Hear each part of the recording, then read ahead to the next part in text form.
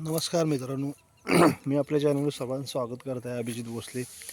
आपण आज ऊसाच्या खोडव्या नडव्या तिसऱ्या चौथ्या पिकाविषयी बोलणार आहे. ऊस गेल्यानंतर बरेच लोक पालं जाळतात किंवा पालाकुट्टी करतात. पालाकुट्टी केला तरी चांगला आहे, जाळलेलं पण चांगलं आहे. प्रत्येकाच्या आपापल्याच्या ह्याच्यावर आहे. पण त्याच्यानंतर ऊस गेल्यानंतर बगला मारायला लागतात, जेणेकरून ऊसाच्या जुन्या मुळ्या तुटून नवीन मुळा यावे म्हणून.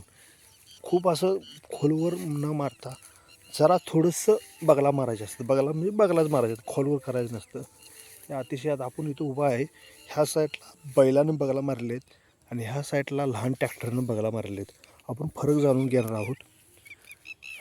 बैलानं एक नांगर किंवा बळी लावून बगला मारलेला असतात ओवा, ते ॲडजस्ट करता येतं एका साईडनं, म्हणजे जेणेकरून खोड आहे, ऊसाचं खोड आहे किंवा दंड आहे, त्या दंडाला धक्का लागत नाही. व्यवस्थितरित्या एका साईडनं ह्या साईडनं मारायचं, परत ह्या साईडनं असं मारले जातात, एकसारखं होतं, जेणेकरून ऊसाच्या खोडव्याला किंवा नांग्याला अजिबात इजा होत नाही अशा पद्धतीनं.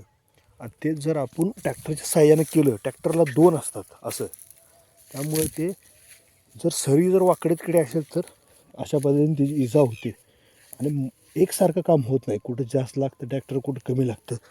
फक्त ही मॅन्युअल आहे, ट्रॅक्टर काय मॅन्युअल लावता येत नाही.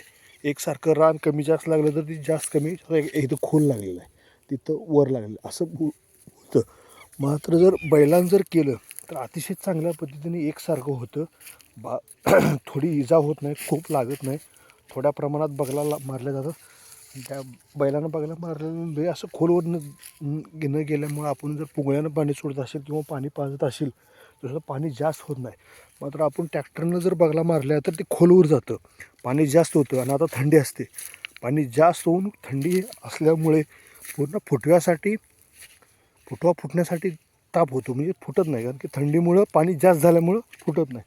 तरी आपण ऊस गेल्यानंतर नक्कीच ऊस चिरला पाहिजे, बगला मारल्या पाहिजेत.